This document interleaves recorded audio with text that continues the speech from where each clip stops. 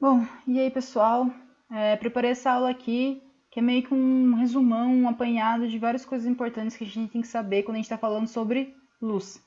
Então, nessa aula aqui, eu não vou entrar muito a fundo nos detalhes, eu vou fazer meio que uma visão geral dos conceitos importantes.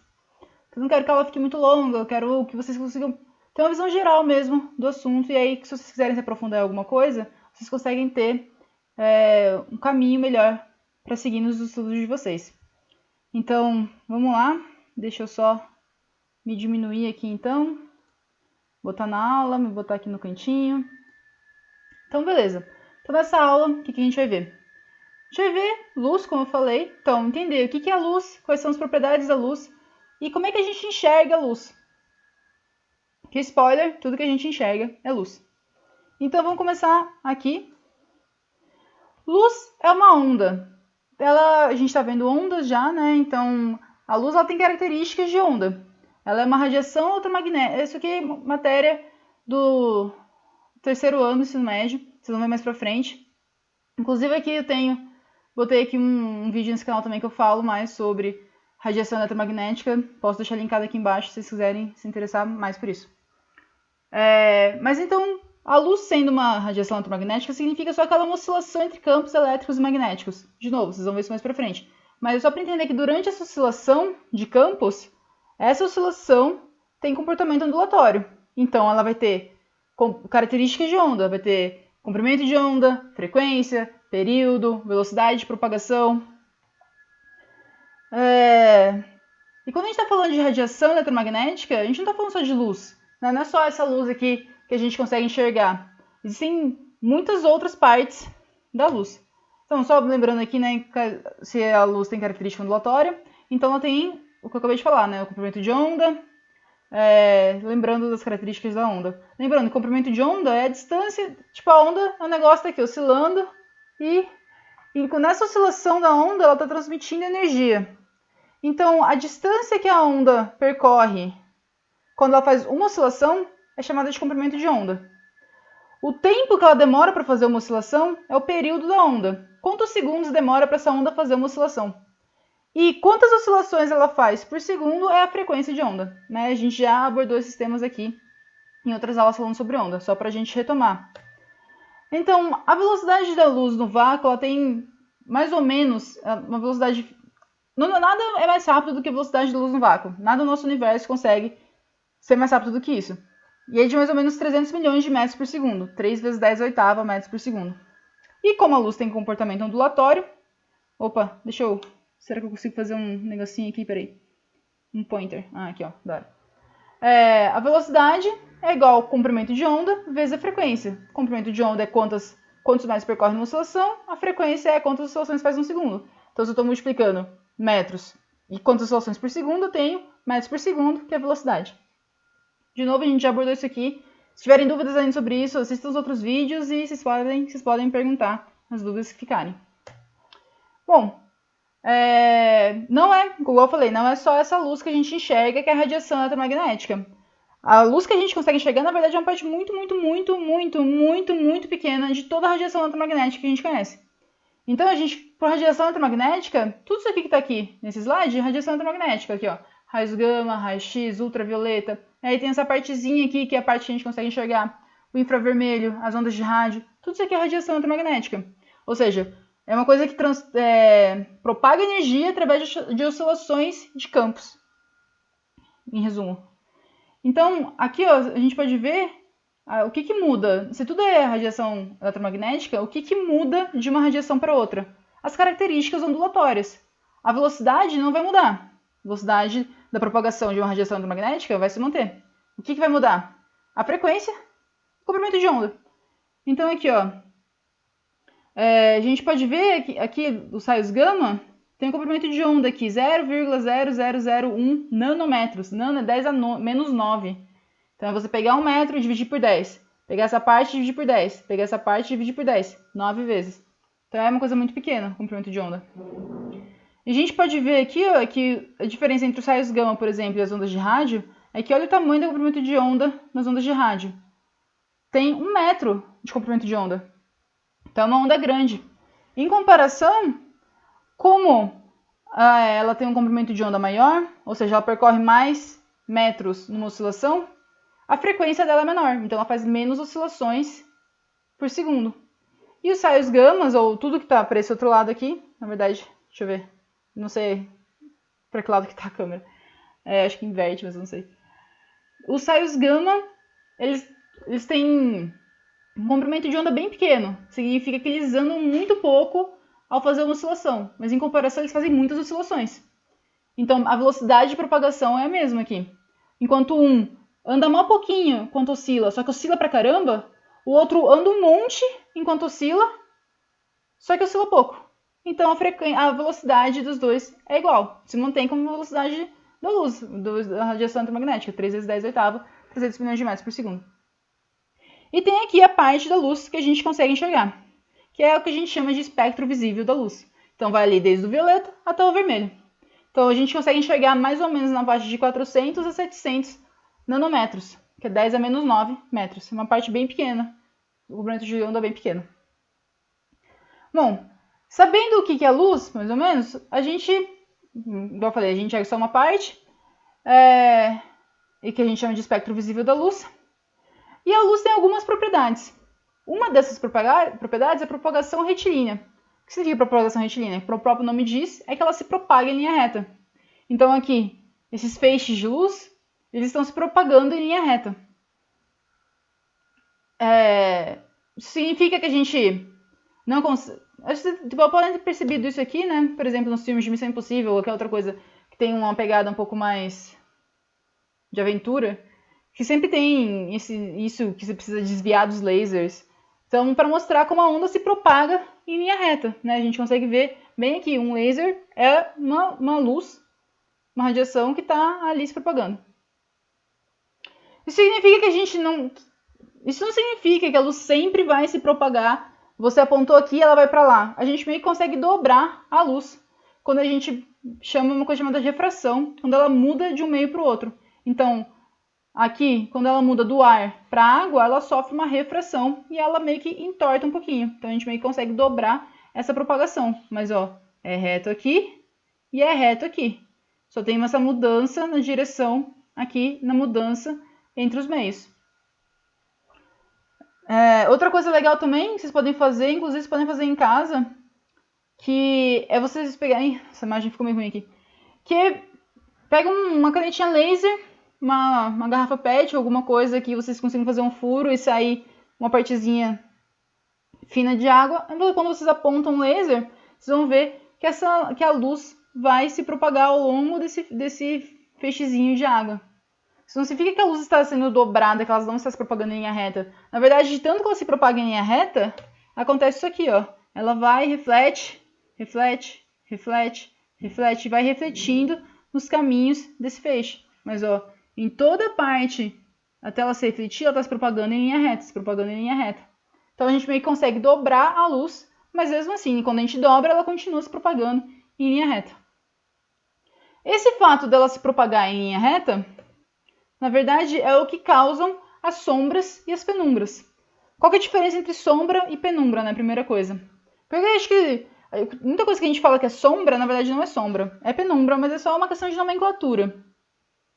Sombra mesmo é quando não tem luz ali. Então, por exemplo, como a luz se propaga em linha reta, imagina que tem essa fonte luminosa aqui. Uma fonte é alguma coisa que emite luz. Então, está emitindo luz, aí ela encontra um objeto. Esse objeto, essa luz não vai ser propagada, ela não consegue ultrapassar esse objeto. Não é um objeto que a luz consiga ultrapassar, né? Por exemplo, o vidro. É alguma coisa, sei lá, madeira, terra, sei lá, chumbo. E aí, como ela se propaga em linha reta, ela está se propagando, vai ter uma parte aqui, ó, que está aqui destacado, a sombra, que a luz não vai conseguir atingir. Então é isso que causa sombra, através da propagação da retilínea de luz. Se você botar alguma coisa entre a fonte de luz e um anteparo, onde a luz bate, a luz não vai conseguir passar aqui. Então vai formar uma sombra meio que embaixo, atrás desse objeto. Quando a gente, por exemplo, se eu botar minha mão... Será que eu consigo fazer uma sombra aqui? Se eu botar aqui, ó. O que eu estou fazendo aqui não é sombra. É uma penumbra, porque ainda chega luz. Porque essa luz aqui, ela não é uma fonte pontiforme igual tá aqui, uma pequena fonte. Ela é a luz que eu tenho aqui, não dá pra ver, você não tem que acreditar em mim, que é um abajur que tá soltando luz em várias direções. Como manda em várias direções, apesar de quando eu bloquear a luz aqui, algumas partes não recebem luz, as outras partes vão receber luz. Igual a gente tem aqui, ó, uma fonte extensa. Essa parte, esse cinza mais claro aqui, é o que chama cientificamente de penumbra, que é quando você bloqueia parte da luz que chega. Então tem diferença onde uma parte consegue receber toda a luz da fonte, uma parte que recebe parte da luz da fonte, e uma parte que não recebe nenhuma luz da fonte. Aqui é muito difícil a gente fazer uma sombra, a não ser que a gente pegue e feche tudo mesmo aqui, para não chegar nada, aí a gente vai ter sombra. Só bloquear a luz assim, igual eu estava bloqueando antes, igual ali. Isso aqui não é sombra, é penumbra. Bom, igual eu botei aqui, né, que a gente consegue saber que da onde está vindo a fonte de luz. A gente sabe que a fonte de luz está aqui atrás dessa imagem, porque a gente já sabe intuitivamente como a sombra funciona. Né? A gente já sabe que nosso corpo está bloqueando a propagação da luz, então quando ela reflete no chão, a gente não está enxergando. Né? Intuitivamente a gente já sabe. O que a física está dizendo aqui, ela só está botando de uns termos um pouco mais formais para conseguir explicar não só isso, mas qualquer outro fenômeno da luz. Bom, então chega nessa questão de que o que a gente não enxerga, a gente considera sombra, né? A gente meio que vê preto. E tudo o resto que a gente enxerga é luz. Tudo que a gente está enxergando aqui é luz. Tudo. Não tem nada que a gente enxergue que não seja luz. Inclusive, quando a gente não enxerga luz, a gente dá um nome disso e a gente chama de preto. Então, olha que fenômeno interessante que acontece. A gente tem esse objeto aqui, né? Devido à propagação retilínea da luz, vamos acompanhar esse feixe de luz que, na verdade, isso aqui tem que estar iluminado, né? Acho que eu botei aqui um solzinho. Na próxima. Aqui, tem uma fonte de luz que está iluminando essa árvore, né? Porque a árvore, por si só, não vai irradiar a luz. Então, tem uma fonte de luz que está iluminando essa árvore, e essa árvore vai estar refletindo luzes. Então, vamos acompanhar essa luz que está aqui no topo. Aqui no topo, ela está vindo... Gente, se eu estiver falando meio rápido, acabei de perceber, é porque... O legal do vídeo é que vocês podem pausar, né? Vocês podem pausar e tentar ver se eu falei alguma coisa que vocês não entenderam, vocês podem voltar. E sempre lembrando, vocês podem me perguntar qualquer tipo de dúvida que ficar aqui. Então, ó, vamos acompanhar esse feixe de luz que está saindo da ponta. Ele está vindo aqui, ele vai entrar no olho. No que ele entra no olho, a propagação retilínea da luz vai continuar, vai parar aqui. Então, essa ponta que está aqui em cima vai parar aqui no olho, aqui embaixo, menor e invertido. Da mesma forma, um feixe de luz que sai da base da árvore. Vai sair aqui de baixo, devido à propagação retilínea da luz, a imagem vai se formar aqui em cima. Então, olha que louco. Na verdade, tudo que a gente enxerga de cabeça para baixo. Só que o nosso cérebro meio que sabe que está de cabeça para baixo. Então, ele desinverte essa imagem pra gente. Porque o que a gente vê mesmo de cabeça para baixo. Daí o cérebro sabe vir e fala, temos que inverter essa imagem porque isso aqui está de cabeça para baixo. Então, ele desinverte e a gente vê as coisas do jeito que elas estão. Bom, igual eu falei aqui, né? Tudo que a gente enxerga é luz. Então, a gente pode enxergar a luz diretamente de uma fonte de luz, ou a gente pode enxergar a luz refletida por algum objeto. É isso que a gente enxerga. Ou quando eu olho para a lâmpada, eu vejo a luz que sai da lâmpada, ou eu olho para o objeto que essa lâmpada iluminou e eu vejo a luz refletida por esse objeto. É só isso que a gente consegue enxergar. Nossa, fiquei muito grande aqui. Mas é isso mesmo que eu falo. Então, só tem essas duas opções pra gente enxergar. E aí, quando a gente vira e fala, luz refletida, o que a gente está querendo dizer por luz refletida? Acho que vocês podem ter uma ideia aí já na cabeça de vocês, o que significa falar luz refletida. Falar luz refletida, primeiro, eu acho que a maior coisa que a gente pensa nisso é pensar no espelho, né? A gente vê uma imagem refletida no espelho. Então, acho que esse pensamento já está meio intuitivamente na nossa cabeça. Como que funciona um espelho? O espelho reflete a luz. Só que a questão do espelho é que ele reflete toda a luz que ele recebe. Então, aqui, ó. Botei aqui umas... esqueci o nome disso. Uns esquemas para a gente entender como funciona o espelho. Então tem aqui, ó, um raio incidente, vamos nessa imagem aqui de baixo primeiro. Eu tenho um raio incidente de luz que bate no espelho. Ele vai bater e esse raio de luz não vai ser absorvido pelo espelho, ele vai ser refletido de volta pelo espelho, que é isso que os espelhos fazem, reflete essa luz. E ele vai ser refletido no mesmo ângulo incidente, no mesmo ângulo que ele teve incidente. Então, bateu, ele volta com o mesmo ângulo. Aqui, ó, a gente consegue ver que esse ângulo I é igual a esse ângulo R aqui da imagem.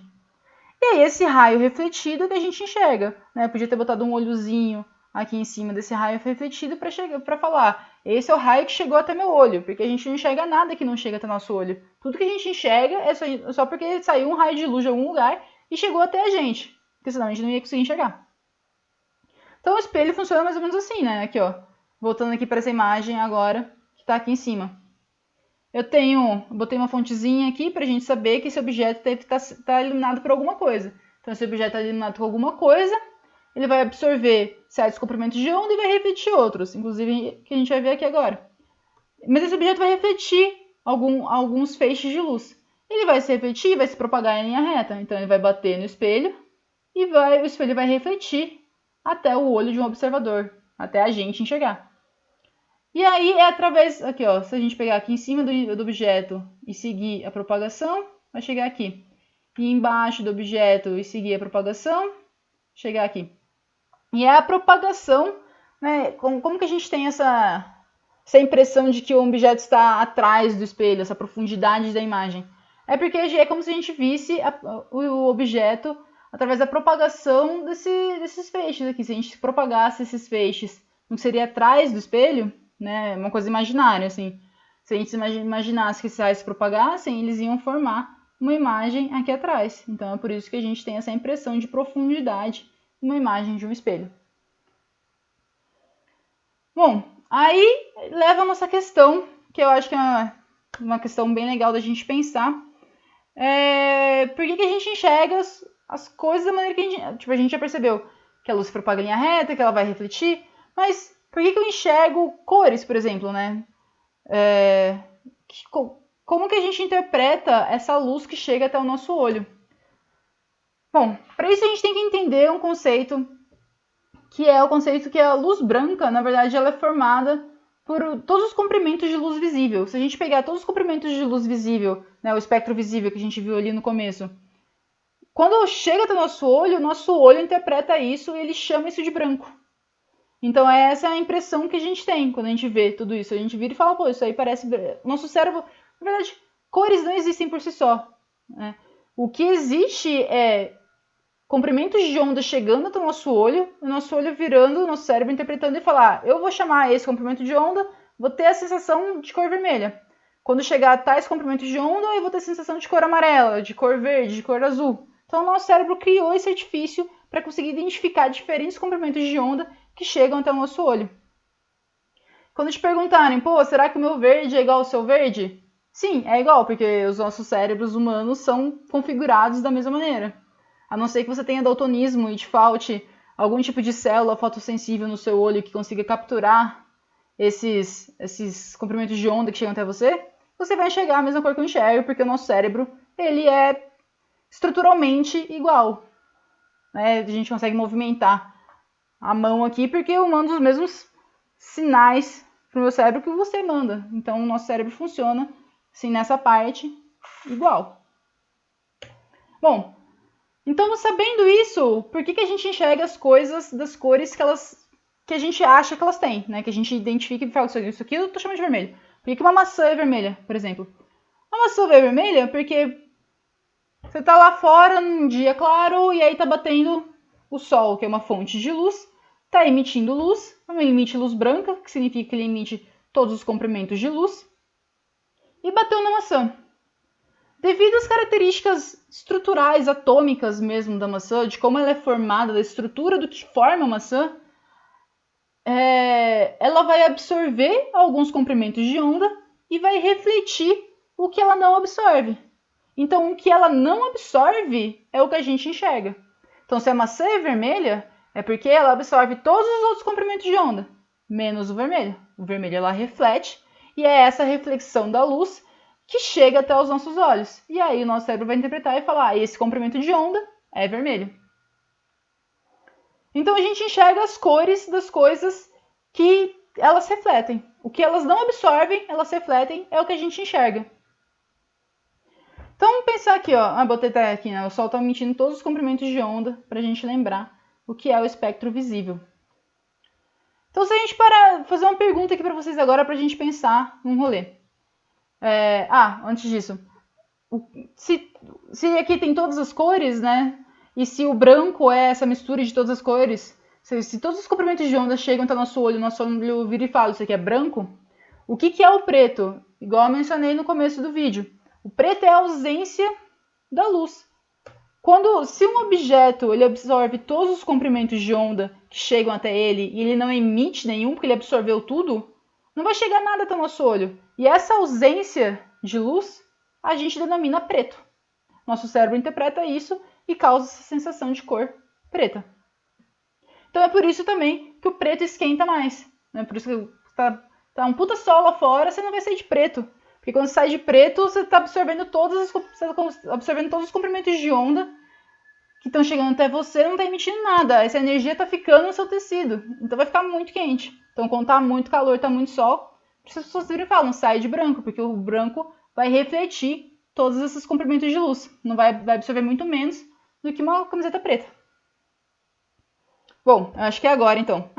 Aqui um outro exemplo, né? Por exemplo, tem uma caixa verde com uma luz branca está iluminando ela. O que significa isso?